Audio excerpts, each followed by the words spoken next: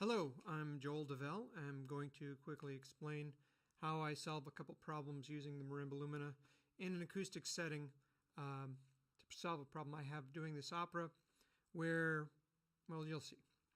I have to start with drum set, and I have to then move to vibes and timpani. There are reasons I like to play acoustically exclusively when it's acoustic. The rest of the ensemble is acoustic, and so that would make sense.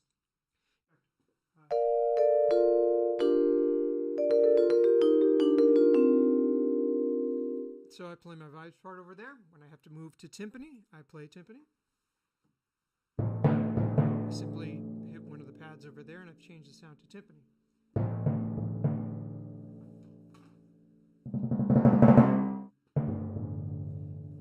And instead of using pads for timpani, which is my original idea, there were too many tuning changes. I have to keep reassigning what the pads mean.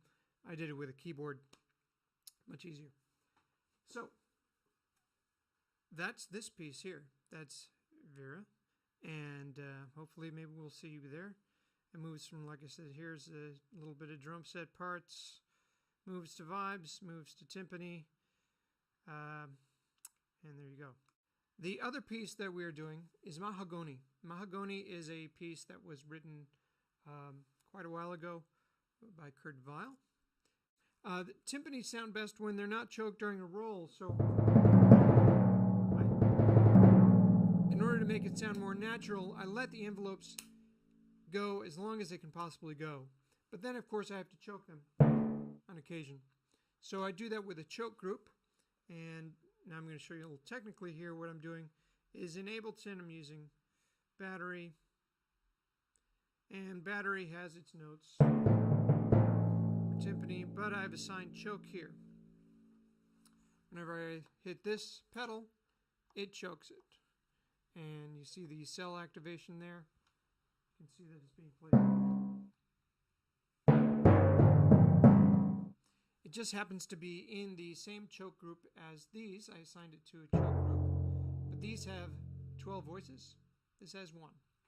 That's how I accomplish choking the timpani.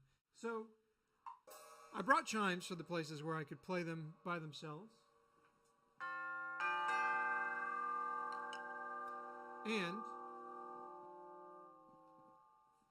I only require those 3 notes. It's brilliant, only those 3 notes. I'll just set them up until I got this part to this part in the score and realized I can't play both. They said, well, just leave one part out. Well, I'm already doing some things electronically, so I thought, why not do it all?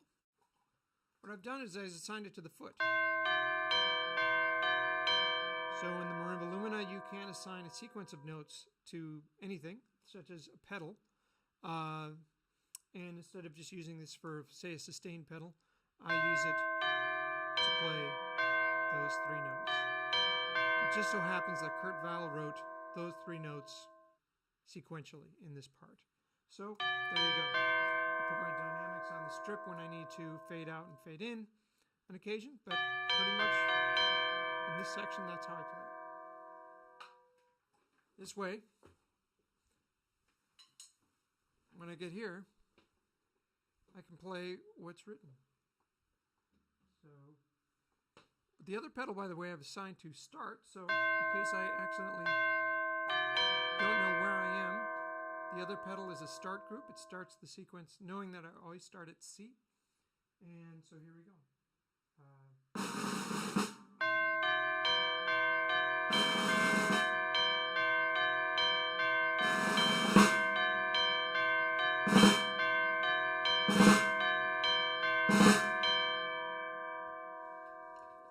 That's how I accomplished that.